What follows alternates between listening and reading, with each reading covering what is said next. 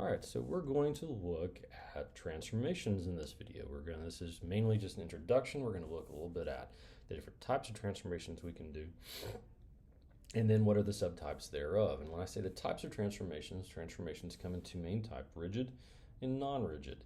The idea behind rigid transformations is we have the same shape and the same size, but we're changing its location and or its orientation. And what the difference between location and orientation will become clearer as we run through these. But the idea is that we can change something's location without changing its relative position or direction with its original figure. Or we can actually change something's orientation without actually changing its location. And we're going to look at both of those things here in a moment. The other type we have is non-rigid transformations, which in this case is the only one that fits in this category, is a dilation. Same shape, different location possibly, doesn't really matter though, but it's definitely a different size. So the idea is that we're going to make something bigger or smaller. With our rigid transformations, the shape is going to be maintained both in the type of figure it is and the size of the figure, as opposed to a dilation, which the shape itself is maintained in the type, but its individual pieces and parts are going to change. Now, with that said, we're going to maintain a ratio with dilations, and dilations is its own video that we're going to get to. But we're going to focus in on these first three right here, these rigid transformations, and what those look like. And we're going to start with what is a reflection. So if reflection is exactly what you think it should be, it is just simply, well, let's just take a figure. We'll call this A, B, and C. It's easiest when we have these points here like this, okay? And what we're going to do is we're going to say we're going to reflect this image here. And there's lots of ways we can do this. One of my favorite ways, and if you are have the access to get one of these, you can. This is called a mirror. You can pick these up off of Learning Resources or eNASCO or several other different sites. And the idea of you can kind of see it right there is if you look at an angle into there, it actually allows you to be able to reflect the image. Now you can't really see it up and down at all, but when I do that, you can even see it right there. There's the A popping up. If I think of this as being right here, my axis of rotation right there, not axis of rotation, I'm sorry, my axis of reflection, if I set the mirror right down on top of that, when I look into my mirror from the opposite side, I can actually see that spot, and that spot as A, B, and C, right? And then I can come through and I can actually draw those out there, all right? So when I do that, I create the reflection. Now we need to talk about some terminologies here. I'm overdraw on the sides a little bit, but that's okay. So I have two A's, I have two B's, I have two C's. This is my pre-image. This is my image. The pre-image is the thing you start with. So this is A, B, C, triangle A, B, C. This would be A prime because it's the image of A. This is B prime because it's the image of B. This is C prime because it's the image of B. So this is actually triangle A prime, B prime, C prime. It's the image of the original triangle that I drew out, which of course was triangle A, B, C, right? So pre-image, image. So we say this is the image of the original figure. So pre-image is the original figure, image is the transformation that we have done, and that is across the board, is always going to be true for all the four transformations that you can do. You're always going to go with pre-image to image. Some people think it's kind of backwards, but it has to do with the terminology. We're saying this is the image, this is the reflection. So like if you were to look into the mirror, the image you see is your reflection. So this is why we call it that way. Just a little bit of terminology to kind of get used to. Now if you don't have one of these fancy little mirrors here to work with, you can get just like a piece of glass if you wanted to, but you could also get and do these transformations with something like this. This is just a piece of parchment paper or patty paper or tracing paper. They're all pretty much work the same way. And I'm just going to mark those places as A, B, and C there. I'm going to mark, for reference purposes, my axis of reflection, and I'm simply going to flip it over. And when I do that, and I line it up, now it's a little bit off, but there we go. Now it's in the right spot. We end up with the exact same image, the exact same shape we had before. It's the same size that we had before. And all we've done is change its location. We've flipped it across that axis of rotation. Now we also have an axis of rotation where we could also flip it, say, this way, right? And of course, we could also flip it on itself if we had an axis of rotation right through the center of the figure somewhere. So it really depends on where we draw this axis of reflection here. And we're always going to label that, or it's going to be labeled for us, and we're going to create that flipped image thereof. Now there's lots of different ways we can do this. We can go right through the center of the figure. Even when we're talking about some regular figures, maybe something like a hexagon, we have these reflexive lines of symmetry inside there. It's still the same idea. If you think about having a axis of symmetry that goes right through right there, if you make that the axis of reflection right there, you see that this figure would fold directly on top of itself. You have a trapezoid on the right side, you have a trapezoid on the left side, and one would fold on top of the other. They are the exact same side. And you can kind of prove this to yourself by taking another one that is the exact same side and just simply flipping it over. You can see that you have that axis of symmetry, which is nothing more than a line of reflection. So this is very useful into telling us a lot about a figure, and it also allows us to be able to do different types of movements that can also be fun and also useful in other types of geometries and even in different types of algebras as well. This becomes useful. So our next type that we have is what we call a rotation. Right?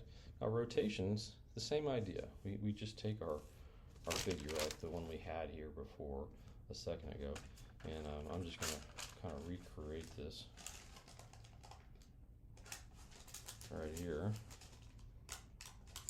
And I was kind of trying to demonstrate how you can do this for yourself fairly easily. Just go get a piece of tracing paper or a piece of paper and a very dark pen, a marker or some sort, and you'll be able to move these things around and find these things. But when we talk about an axis of rotation, we're referring to the ability, not an axis of rotation, it's actually a point of rotation.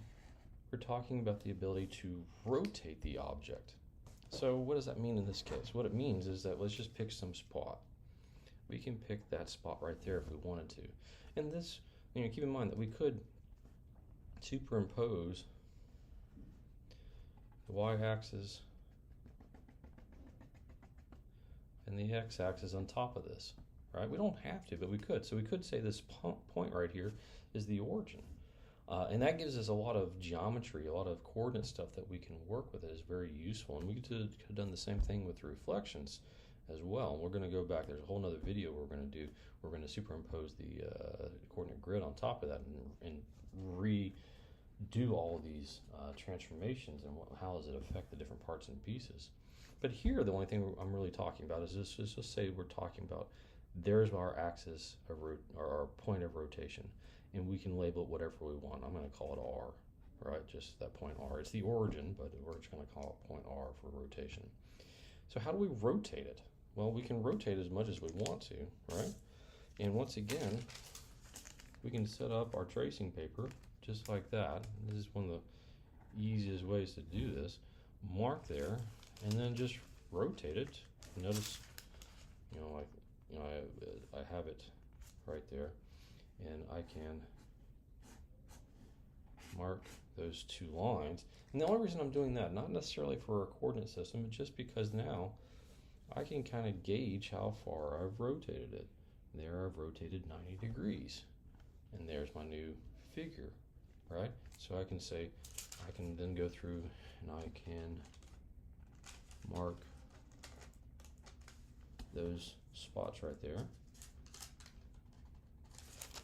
So there's A prime, B prime, C prime. So when I rotate this 90 degrees, once again we see that we have the same figure, it's the same size as it was before, but its orientation has changed. And that's different. Well, actually, it's not different from our reflection. Here we changed the orientation as well. So the location changed and the orientation changed. The A's are actually looking at each other, if you will. Here, you had A and B. Look at the relationship between them. B was above A. Well, B's still above A, except B was to the right of A, and now B is to the left of A. So what we've done is we've changed the orientation. So we've changed the location and we've changed the orientation of that figure, meaning we've changed where it's pointing, if you will, and where it is.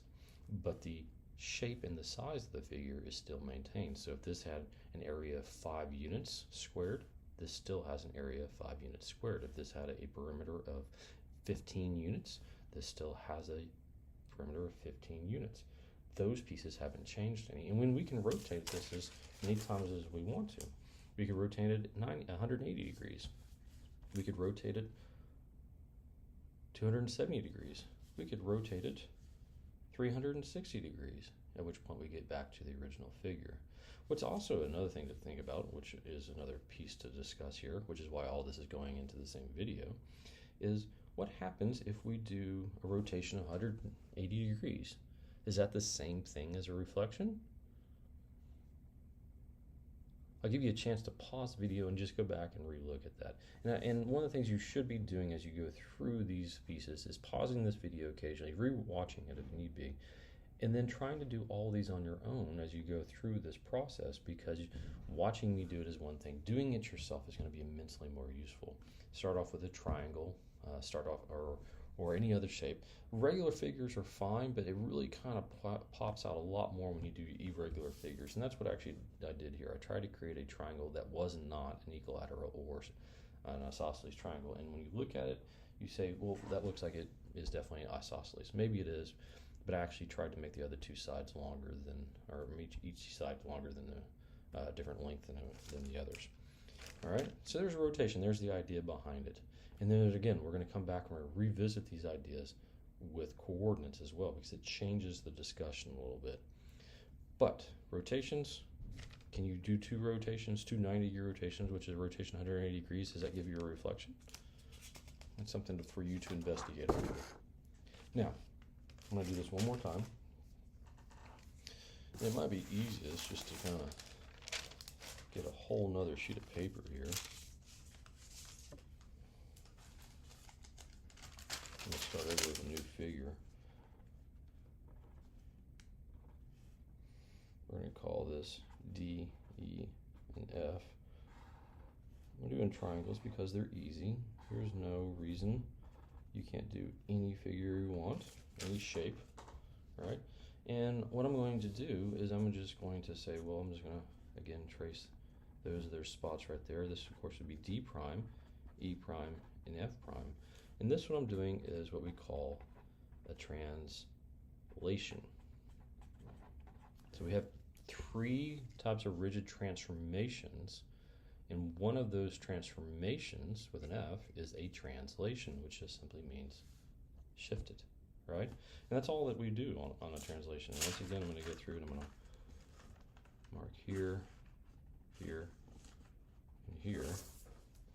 And this was D prime, E prime, F prime, and then we can draw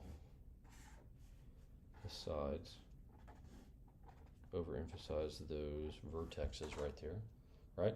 And then we can also talk about how far each one moved. Like if we moved from F to F prime, if the image here, again, this is still the pre-image, this is still the image. Let's just say this is a movement left of 4 units. Then everything else, because it's a rigid motion, has to have been moved left 4 units. If you don't move everything 4 units, then it's not going to be a rigid motion. So E to E prime is a distance of 4. D to D prime is a distance of 4. If I were to pick some arbitrary spot here, and we'll call it P, P to P prime is also 4 units left. So when we talk about our rigid motions, we have reflections, rotations, and translations. And translations don't change the orientation. That's what happened here. Is E is still, in reference to the other points and pieces, is still in the same position it was. It's just in a different location. So translations change only the location of something.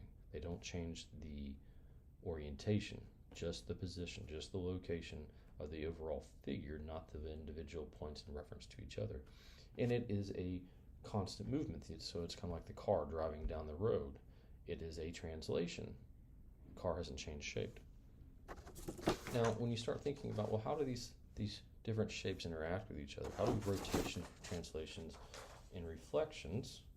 So the first one here was a reflection. How do they interact with each other? Can you do rotations and reflections and rotation and translations together? Absolutely you can. Well, what happens if you do multiple reflections or multiple rotations? Like, this is interesting. Like, let's go back to the reflection piece, right?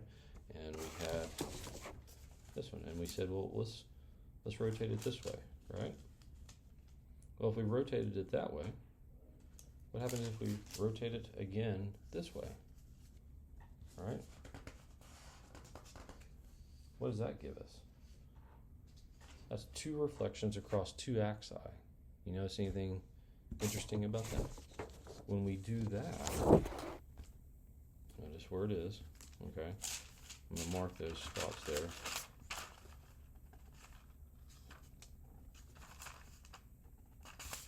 So this is C double prime, B double prime, A double prime. That's just the second image, right? We go back to the original figure here, line it up.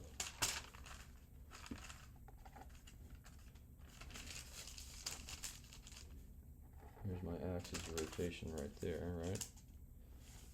Rotate it and rotate it. Well, look at that. You see that? It's not in the same location, but it is exactly the same figure in the same orientation, which is kind of interesting. Meaning that we can, not in this instance, but we can do 2 rotations of 90 degrees and 2 reflections on 2 different axi and end up with the same second image in the same orientation. Now, the only thing that's preventing it from being in the same location is its initial position to the axes and how we're rotating this.